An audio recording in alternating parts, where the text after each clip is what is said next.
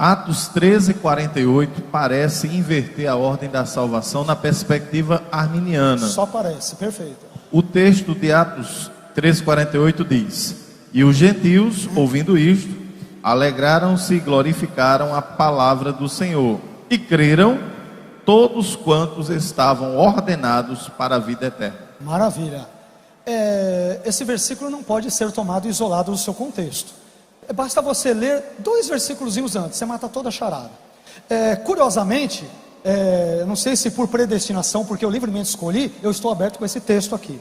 Ele diz o seguinte, a partir do versículo 46: Mas Paulo e Barnabé, usando de ousadia, disseram: Era mister que a vós se vos pregasse primeiro a palavra de Deus, falando aos judeus. Mas visto que a rejeitais, eu posso rejeitar a palavra de Deus, e vos não julgais dignos da vida eterna, eis que nos voltamos para os gentios.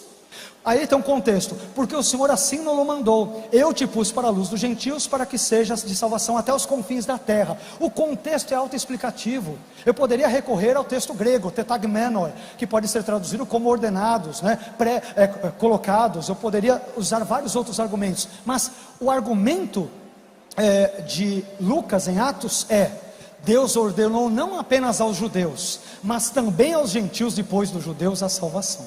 É isso que está, por exemplo, em Romanos no capítulo 1. O evangelho é o poder de Deus para a salvação de todo aquele que crê, primeiro do judeu e depois do grego. Grego, entenda-se todo não judeu, gentil. Esse é um resumo de Atos 13, que não pode ser isolado no versículo 48, para não cometermos exegese. Ele tem que ser lido no seu contexto. Então, Lucas está dizendo que tanto os judeus têm primazia com relação à recepção do evangelho, mas Deus também incluiu os gentios no plano salvífico. Como os judeus rejeitaram, ele parte para os gentios. Não quer dizer que é apenas um grupo de gentios unilateralmente, incondicionalmente foram ordenados para a salvação.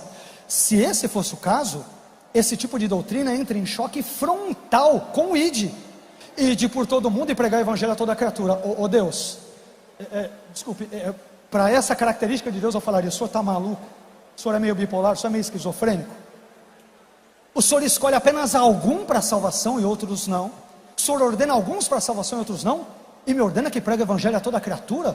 Vai que eu me deparo com um não eleito, um réprobo, que o senhor já destinou incondicionalmente para o inferno. Eu vou falar para ele que Jesus o ama? Isso é mentira e da pior espécie.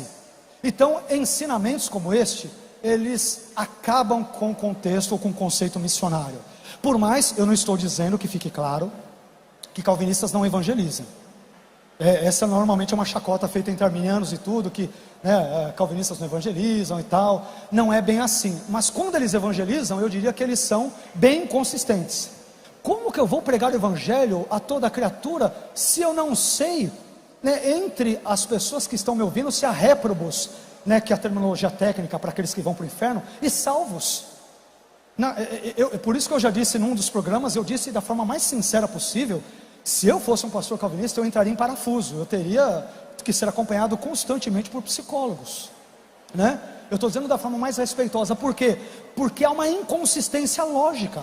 Deus ele elege incondicionalmente só alguns, mas ordena que pregue para toda criatura. Está maluco? Peraí, alguma coisa não bate. Se ele ordena que pregue a toda criatura, é porque toda criatura pode ser salva. Mas pastor, por que nem toda criatura é salva? Porque aqueles que ouvem, muitos deles resistem à graça e ao evangelho, e ao fazerem-no como os judeus fizeram em Atos 13, 46 a 48, eles não são salvos. É simples assim, ok?